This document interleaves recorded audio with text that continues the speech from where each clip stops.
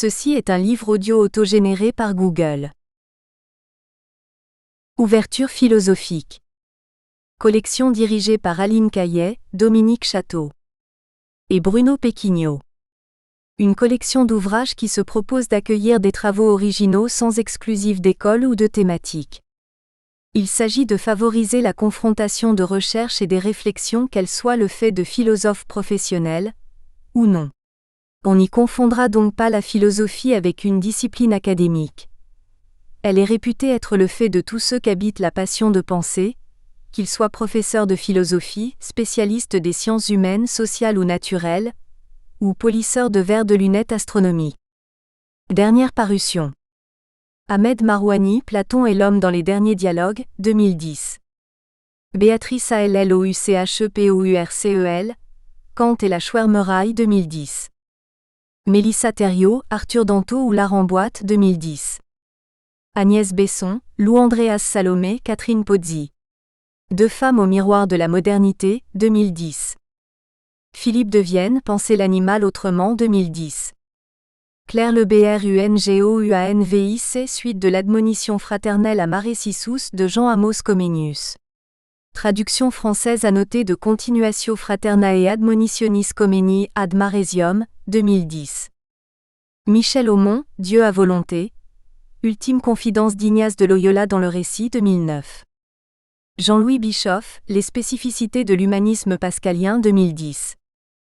Cécile Voissesteveyre, Des Amazones et des femmes, 2010. Nathalie Gendreau, L'autobiographie et le mythe chez Casanova et Kierkegaard, 2009. Louis-José Lestocart, L'intelligible connaissance esthétique, 2010. Salvatore Grandon, Mallarmé. Phénoménologie du non-sens, 2009. Copyright L'Harmattan, 2010. 5 à 7, rue de l'École Polytechnique, 75 005 Paris. http://www.librairieharmattan.com. Diffusion.harmattan@wanadoo.fr. harmattan@wanadoo.fr. ISBN 978 296 11 415 9. EAN 9 782 296 114 159. Fabrication numérique, Socprest 2012. Ouvrage numérisé avec le soutien du Centre national du livre. Il est des personnes qui m'ont assisté lors des moments très difficiles qu'elles trouvent ici ma reconnaissance la plus sincère. On échoue toujours à parler de ce que l'on aime. Roland Barthes.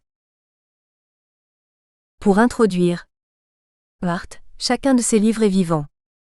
Éric Marty. Parler de Roland Barthes est un acte qui, par jubilation, doit s'inscrire dans le présent, en ce que sa pensée, comme l'a bien écrit Éric Marty, est d'actualité. Nous avons en effet toujours du plaisir à lire ou à relire son œuvre, ou simplement à la feuilleter et à la parcourir des yeux. Écrivains, critiques, peintres, photographes, cinéastes, historiens, penseurs nous y font signe et nous draguent pour que nous puissions partager leurs expériences esthétiques et idéologiques. À la suite des propos d'Éric Marty, nous nous soucions, nous qui sommes un lecteur étranger, du privilège de nous faire le gardien de l'œuvre d'un tel artisan. Écrire sur l'image, photographie, peinture, cinéma, théâtre, chez Roland Barthes est semble-t-il une aventure fort dangereuse. Elle l'est davantage lorsqu'il s'agit d'un travail académique, comme c'est le cas de notre travail intitulé « L'image chez Roland Barthes ». Un tel choix a été dicté par deux raisons. D'abord, parce que Roland Barthes a toujours constitué pour nous un univers énigmatique voire inaccessible. Ensuite, nous avons depuis quelques années un intérêt énorme pour l'image visuelle. Travailler sur l'image serait très utile, en ce sens que cela nous permettrait de concilier notre vie professionnelle et notre passion personnelle. Comme l'intitulé l'indique, nous nous efforcerons d'approcher le concept d'image dans sa double dimension formelle et significative, ou signifiante, chez Roland Barthes. Notre souci majeur sera de voir de très près comment s'articule la pensée barthésienne autour de l'image, notion qui constitue le pôle d'intérêt des sémioticiens, des critiques d'art, des photographes, des sociologues, des philosophes, des médiologues. Balisons le terrain. Qu'entendons-nous par image, par forme et par signification? À l'image. Le petit Robert propose à ce propos 3 entrées. Du latin imago, le terme d'image désigne d'abord une reproduction inversée qu'une surface polie donne d'un objet qui s'y réfléchit, égale reflet, cliché, photo, dessin, gravure, illustration. Puis il s'agit d'une reproduction exacte ou analogique d'un être ou d'une chose, égale ressemblance, portrait, figure, symbole, expression. Enfin, c'est une représentation mentale d'origine sensible, égale souvenir, illusion, vision, réputation. Comme on le souligne dans le dictionnaire Les mots de la philosophie 1, ce mot est de la même famille que le verbe imitari, imiter, dont le résultat est soit abstrait, ayant pour support le cerveau, soit concret ayant pour support un objet matériel, photographie, miroir, toile peinte. Image est donc un vocable polysémique. De là, il faut déduire que cette notion semble être riche. C'est ce qu'explique Martine Joly dans son introduction à l'analyse de l'image 2. Elle écrit notamment que le terme d'image est tellement utilisé, avec toutes les significations sans lien apparent, qu'il semble très difficile d'en donner une définition simple, qui recouvre tous les emplois. 3. Et quoique les différentes images n'aient pas le même statut de définition, il est possible de soutenir qu'elles désignent toutes quelque chose qui, bien que ne renvoyant pas toujours au visible, emprunte certains traits au visuel et en tout état de cause dépend de la production d'un sujet. Imaginaire ou concrète, l'image passe par quelqu'un qui la produit ou la reconnaît. 4. Pour Roland Barthes, celui-ci est ou opérateur ou spectateur. Platon définit l'image comme suit. J'appelle image tout d'abord les ombres, ensuite les reflets qu'on voit dans les eaux ou à la surface des corps opaques, polis et brillants et toutes les représentations de ce genre. 5. Martine Joly cite différentes conceptions de l'image pour en explorer ce qui en est commun. Ce support est d'un usage contemporain et devient synonyme de télévision et de publicité. L'image est aujourd'hui omniprésente, dans la mesure où elle envahit la vie quotidienne. À côté du gestuel et du verbal, la production iconique atteint un degré paroxystique de la médiatisation, laquelle représente un moyen fort efficace pour l'homme, en ce qu'elle lui permet de prendre du recul par rapport au réel qui fascine et aliène, un réel que la doxa ne cesse de naturaliser, comme le soulignent les travaux entre autres de Roland Barthes et ceux de Jean Baudrillard. La création de l'image est inscrite dans le symbolique et constitue une espèce de médiation pour l'homme. Le dessin sur les parois des grottes et sur les troncs des arbres a non seulement une fonction de communiquer des messages, mais également, et surtout, d'exprimer des pensées et des états d'âme de l'homme dit primitif. Les hommes de la préhistoire par exemple, dessinaient des bêtes dont ils se servaient, mais aussi celles de qui ils avaient peur, tel le lion entre autres. En peinture, nous constatons le même traitement à quelques différences près. Sans le réduire à un simple processus d'extériorisation des fantasmes, il est possible d'avancer que l'acte créatif en peinture dit le désir de représenter le réel en vue de le contourner, de le cerner, c'est-à-dire de le maîtriser. Pour s'en convaincre, notons l'expérience de Vincent van Gogh relative au jaune, qu'il avait beau s'ingénier à reproduire fidèlement. Et c'est cette volonté acharnée de s'emparer d'un instant fugace qui a poussé les photographes et les cinéastes à mettre en cadre des hommes et des choses, des faits et des états. Pour M. Joly, l'image contemporaine vient de loin. L'homme d'aujourd'hui a appris à associer au terme d'image des notions complexes et contradictoires, allant de la sagesse au divertissement, de l'immobilité au mouvement, de la religion à la distraction, de l'illustration à la ressemblance et du langage à l'ombre. L'image remonte à la nuit des temps parce que l'homme dit primitif a produit et pétrogramme, dessin ou peinture, et pétroglyphe, gravure ou sculpture. Ces figures ont constitué en effet les premiers moyens de la communication humaine, ayant probablement un rapport avec la magie ou la religion, c'est-à-dire avec le sacré. Car à l'origine, il est cette phrase extraite de la Bible, Dieu créa l'homme à son image. 6. Le terme image ne désigne plus une représentation visuelle, mais plutôt une ressemblance, et rejoint de ce fait le monde de Platon. Par ailleurs, dans Le pouvoir de l'art, Alain Boublil souligne que cette phrase servait de biais aux peintres et aux sculpteurs pour précisément représenter Dieu. Il leur suffisait de prendre modèle sur l'homme. 7. De même dans le texte coranique, il est dit que Dieu est celui qui donne forme aux êtres et aux choses. Cependant, les 3 traditions judaïques, chrétiennes et musulmanes diffèrent l'une de l'autre en ce qui concerne la représentation par l'image. La notion d'image ainsi que son statut représente également une question clé dans l'histoire de la religion aussi bien en Occident qu'en Orient. En effet, le 3e commandement de la Bible interdit de façonner des images et de se prosterner devant elles, et désigne l'image comme statut et comme Dieu.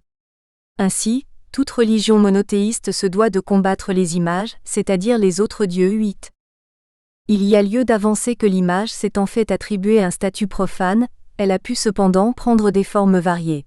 Fresques, peintures, enluminures, illustrations décoratives, dessins, gravures, films, photographies, voire images de synthèse 9. En plus, l'étymologie du terme image est imago. Celui-ci désigne le masque mortuaire porté aux funérailles dans l'Antiquité romaine. Cette idée rattache l'image à la mort, à laquelle Roland Barthes accorde un intérêt particulier dans La Chambre claire.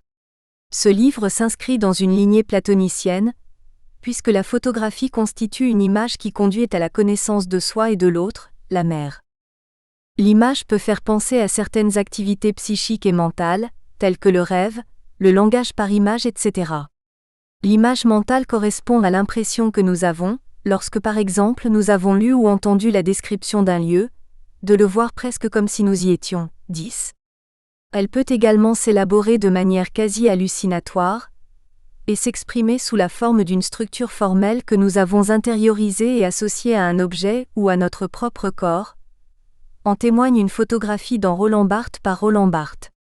À la page 25 de ce même livre, on peut lire « Le stade du miroir, tu es cela », phrase qui dit une certaine idée que le petit Barthes se ferait de son propre corps.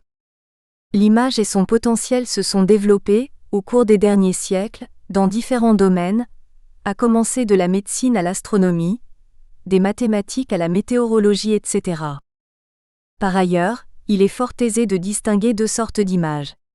La première est une image vraie ou réelle, c'est-à-dire qu'elle reproduit un référent existant dans la réalité physique. La seconde, elle est au contraire une pure image, c'est-à-dire qu'elle est fabriquée à partir des opérations mathématiques. C'est le cas de l'image virtuelle ou numérique. Aujourd'hui, on parle de pixographie. Il s'agit d'une image de synthèse, qui simule un phénomène observé. Ainsi l'image est-elle si envahissante qu'il est possible de se demander avec Martin Joly, l'humanité et son devenir risquent-ils de se perdre dans leur image ? Ce sont celles dont on a parlé ci-dessus. Ce sont des images fabriquées à l'aide des ordinateurs et des logiciels plus sophistiqués. Et toutes sortes d'images deviennent possibles et susceptibles de perturber le rapport entre le réel et le virtuel. Pour s'en convaincre, il faut évoquer le cas des jeux vidéo, des films de science-fiction ou des films fantastiques, de la publicité, des clips. 11. En somme, telle Proté, l'image est protéiforme. Il semble qu'elle puisse être tout et son contraire, visuelle et immatérielle, fabriquée et naturelle, réelle et virtuelle, mobile et immobile, sacrée et profane, antique et contemporaine, rattachée à la vie et à la mort, analogique, comparative, conventionnelle, expressive, communicative, constructrice et destructrice, bénéfique et menaçante. 12. Et la forme. Le petit Robert propose à ce propos 3 grands axes. En effet, du latin forma, le terme désigne. Premièrement, une apparence, un aspect visible. Il fait référence au contour d'un objet ou d'un être résultant de la structure de ses parties. Ceux-là peuvent être considérés même esthétiquement, comme dans l'art plastique. Il signifie en somme la réalisation particulière et concrète d'un fait. Action, mode particulier, manière dont une pensée s'exprime. Deuxièmement, une manière de procéder selon les règles, 16 siècles. Troisièmement, une condition physique favorable aux performances, en parlant d'un cheval, d'un athlète. De là, il est à déduire que le sens du terme forme varie selon quelques domaines précis, à savoir 1. La physique, reflet d'un corps, d'un objet, ensemble de points lumineux, chimiques chez Barthes. 2. La psychologie, représentation que l'on se fait d'une chose par l'esprit. 3. La stylistique, métaphore par laquelle on rend une idée plus compréhensible. 4. L'art, représentation d'une personne par les arts graphiques ou plastiques. Plusieurs linguistes et critiques s'en sont servis à dessein. Chez Hjelmslev, forme est l'opposé de substance. Il s'agit d'une forme de contenu que décrit le sémiologue. Cette actualisation se trouve bien évidemment dans Éléments de sémiologie, de Roland Barthes. Elle est le signe de la dénotation, c'est-à-dire la phase formelle du signe de la connotation dont témoigne ce schéma. En somme, la forme doit être comprise comme un mode d'actualisation d'un concept ou d'un fait. C'est la signification. Quant à signification, le petit Robert nous en offre les entrées suivantes. Premièrement, du latin significatio, c'est ce que signifie une chose, un fait. Il est donc synonyme de sens ou d'acception, de portée et de teneur. En linguistique, il désigne le rapport qui relie le signifiant et le signifié. Deuxièmement, en droit, il exprime l'action de signifier un acte ou un jugement. D'où dénonciation, notification, égale faire savoir légalement. Troisièmement, en grammaire, il s'agit des degrés de signification des adjectifs et des adverbes, positifs, comparatifs, superlatifs. C'est la première entrée qui concerne notre problématique, en ce sens que ce vocable a un rapport direct avec le contenu des signes. Roland Barthes s'en sert pour souligner effectivement la connotation du signe, c'est-à-dire un rapport d'union réciproque de la forme et du contenu. Se pose alors la question suivante: comment serait-il possible d'aborder le rapport de la forme et de la signification dans un signe non linguistique, à savoir l'image, chez Roland Barthes? Il n'est que de voir comment l'image dépasse le cadre rhétorique et physique, pour embrasser le champ de l'affect. Autrement dit, le niveau dénotatif d'une image photographique, picturale ou autre, n'est là que pour soutenir un sens connotatif, lequel pose des questions d'ordre anthropologique, mythologique et philosophique. Notre souci majeur est d'essayer d'éviter, autant que possible, toutes les extrapolations opérées à partir de la linguistique sur l'image. C'est pourquoi nous projetons de traiter un médium, l'image chez Roland Barthes, en mettant en relief, autant que possible, les différentes fonctions qu'elle peut avoir. Première partie. Le statut de l'image chez Roland Barthes. 1. La question du référent. La peinture relève de l'icône, la photo de l'indice. Régis Debray, Mort et vie de l'image, page 371. A. Le référent iconique. A. L'analogie. Il est bon de rappeler que Ferdinand de Saussure traite dans son cours de linguistique générale du signe, selon 3 composantes: le signifiant égale ça, le signifié égale c'est et le référent égale ré. Un terme peut notamment avoir un sens par renvoi à un référent qui, souvent, existe dans la réalité physique. Tel est le cas des mots arbre et chien, entre autres 13. Or, qu'en est-il de l'image photographique? Peirce distingue icône, indice et symbole. En effet, l'icône entretient un rapport de ressemblance avec le référent extérieur. Pourtant, elle n'est pas la preuve de l'existence de l'objet, photographique par exemple. Roland Barthes parle à ce propos, d'analogie 14. Ensuite, l'indice est un rapport de contiguïté, logique, avec la réalité extérieure. Les traces du rouge à lèvres sur un mégot font sans doute allusion au sexe féminin, ou les traces d'un pneu renvoient à un véhicule, voiture, camion. Enfin, le symbole est un signe qui se trouve dans un rapport de convention avec le réel. Il renvoie à son objet par une loi ou par des codes culturels. C'est le cas de la balance, qui fait référence à la justice, ou de l'aigle, qui symbolise la puissance chez les Russes, ou encore le pouvoir chez Napoléon Bonaparte. À voir de plus près, il est aisé de constater que le statut du support iconique est complexe, dans la mesure où il se rapporte aux 3 types de signes. En effet, la photographie est d'abord iconique parce qu'elle constitue dans un premier lieu une certaine reproduction du réel, c'est-à-dire qu'elle est la trace effective d'un champ perceptif réel. Et contrairement à certaines formes d'art, dessin, peinture, celle-là ne peut exister que par référence à une réalité physique 15. Or, fidèle à sa pensée, Roland Barthes souligne que la photographie, à l'instar de la littérature, n'a pas pour but de reproduire le réel, mais plutôt d'en présenter une idée ou un effet.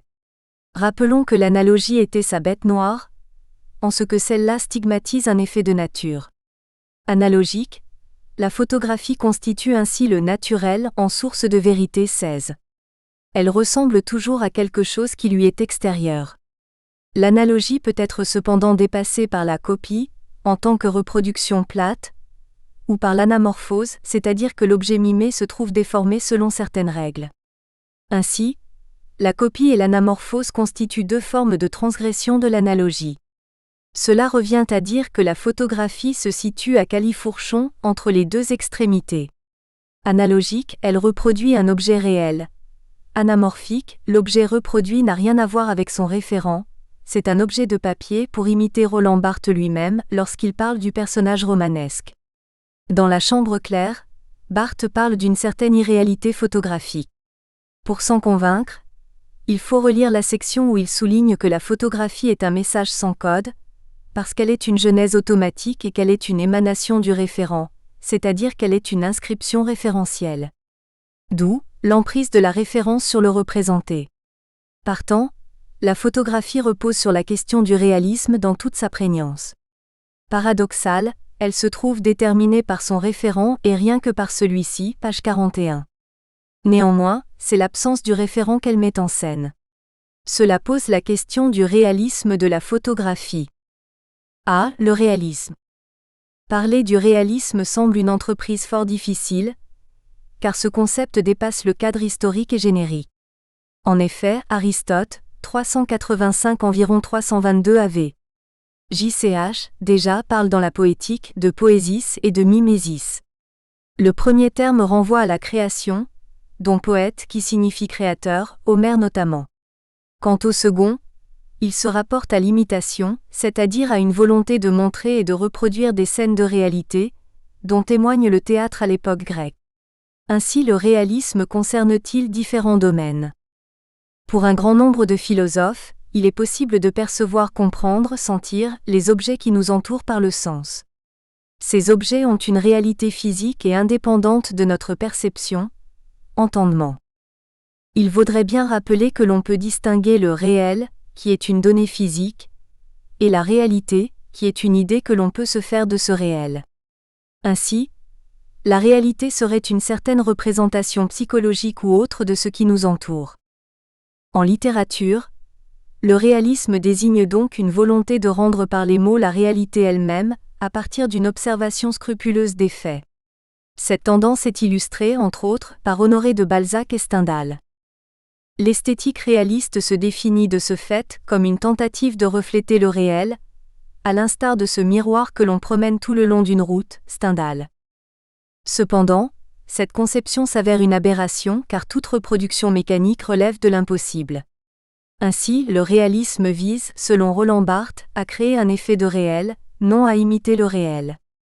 Autant de réalistes, autant de réalité, autant de styles.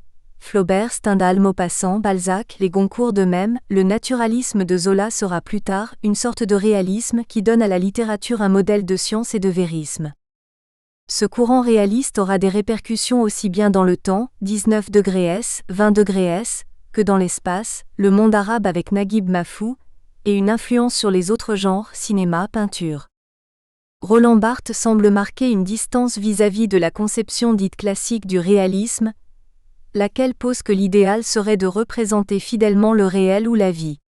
Au réel, Roland Barthes substitue réalité.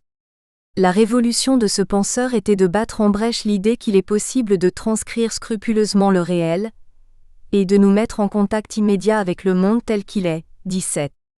En lisant l'œuvre de Barthes, on ne sera pas étonné de remarquer que cette réflexion s'est élaborée chez lui depuis les premiers écrits, dans lesquels il a mis l'accent sur le côté formel de la littérature, non idéologique. Ce qui compte pour lui, c'est de savoir comment un discours dit réaliste se dissimule pour nous donner l'impression qu'il est en lui-même parfaitement transparent, autant dire inexistant, et que nous avons affaire à du vécu brut, à une tranche de vie 18.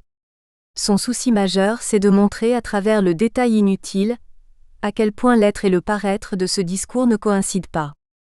À ce propos, Roland Barthes écrit que Flaubert et Michelet se servent de quelques menues notations superflues qui sont pour la critique structuraliste soit des détails insignifiants, soit des remplissages, des catalyses, ayant une valeur fonctionnelle indirecte par le renseignement du lecteur sur l'atmosphère ou le caractère des personnages.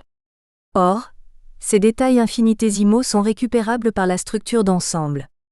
Ainsi, lorsque Flaubert, décrivant la salle où se tient Madame Aubin, la patronne de Félicité, nous dit qu'un vieux piano supportait sous un baromètre un tas pyramidal de boîtes et de cartons, lorsque Michelet, racontant la mort de Charlotte Corday, qui reçut la visite d'un peintre qui fit son portrait, en vient à préciser qu'au bout d'une heure et demie, on frappa à une petite porte qui était derrière elle, ces deux écrivains soulignent une sorte de luxe de narration, en ce Q'.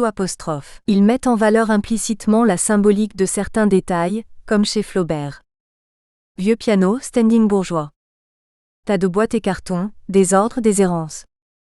Tout se passe comme si ce dernier détail, objet, ne relevait plus du notable. Il rejoint de ce fait le détail relatif à la petite porte de Michelet. Comme le punctum dans la photographie, il poigne le lecteur et attire son attention en l'informant qu'ils sont là. Et si insignifiants soient-ils, le baromètre et la petite porte deviennent des termes trop chargés de sens, une fois qu'ils sont intégrés dans un contexte à la fois référentiel et syntaxique du texte d'où on les a extraits. Ces menus détails sont aussi importants que ceux qui sont cités dans un écrit de facture historique, où le réel devient la référence essentielle. C'est pourquoi Roland Barthes écrit « Il est logique que le réalisme littéraire ait été à quelques décennies près, contemporain du règne de l'histoire objective, à quoi il faut ajouter le développement actuel des techniques, des œuvres, des institutions fondées sur le besoin incessant d'authentifier le réel, la photographie, témoin brut de ce qui a été là, le reportage, les expositions d'objets anciens, le succès du show Toutankhamon le montre bien, le tourisme des monuments et des lieux historiques, 19. Ce qui nous importe ici, c'est le fait que Roland Barthes rapproche la photographie du récit historique, dans la mesure où ils sont censés reproduire ce qui s'est réellement passé, ou ce qui a été. Or, le réel semble se suffire à lui-même et n'a pas besoin d'être intégré dans une autre structure, sinon la parole. Par ailleurs, il faudrait ne pas confondre réel et vraisemblable. Pour Roland Barthes, dès l'Antiquité, le réel était du côté de l'histoire, mais c'était pour mieux s'opposer au vraisemblable. Celui-ci relève manifestement de l'opinable. Il est entièrement assujetti à l'opinion du public, 21, outre qu'il est général, non particulier, et qu'en lui, le contraire n'est jamais impossible. Partant, tout détail, dans un récit ou dans une image, doit être appréhendé comme une collusion directe d'un référent et d'un signifiant. Le signifié du réel est là en tant que connotation, c'est dire que la photographie et la littérature ne dénotent pas le réel, mais elles ne font rien que de le signifier. Autrement dit, l'image, picturale, photographique, cinématographique, déréalise ou irréalise le réel. Celui-ci se présente comme un effet, qui met en cause l'esthétique réaliste. B. Littéralité de l'image photographique. A. La dénotation. 1. Délimitation. En linguistique, le terme de dénotation désigne la propriété qu'a le signifié d'un mot de renvoyer à toute une classe d'objets. Elle constitue un élément de signification constant, non subjectif, d'une unité lexicale valant pour tous les utilisateurs d'une langue. Ainsi, lion signifie sur le plan dénotatif, mammifère carnassier de la famille des félidés. Souvent on oppose dénotation à connotation, ou lion signifiant homme intrépide pris comme un effet subjectif d'un locuteur dans un contexte bien déterminé. La dénotation est un sens premier, objectif et neutre que donnent les dictionnaires. Concernant l'image, il est question de voir le rapport d'une unité iconique à une entité du monde. 2. La dénotation dans l'image. Dans l'obvi et l'obtus, Roland Barthes met l'accent sur le niveau dénotatif dans l'image publicitaire, entre autres. En tant que lecteur, Roland Barthes trouve du plaisir à explorer un empire des signes. En effet, cet intérêt pour l'image date de ses premiers écrits 22. L'article intitulé Le monde objet s'inscrit dans une perspective d'analyse de l'image photographique, picturale et cinématographique. Ainsi, le message dans la photographie de presse est constitué de 3 éléments fondamentaux. Une source émettrice, rédaction du journal technicien. Un canal de transmission, journal où figure la photo accompagnée d'un titre, d'une légende ou d'un article. Un milieu récepteur, lecteur.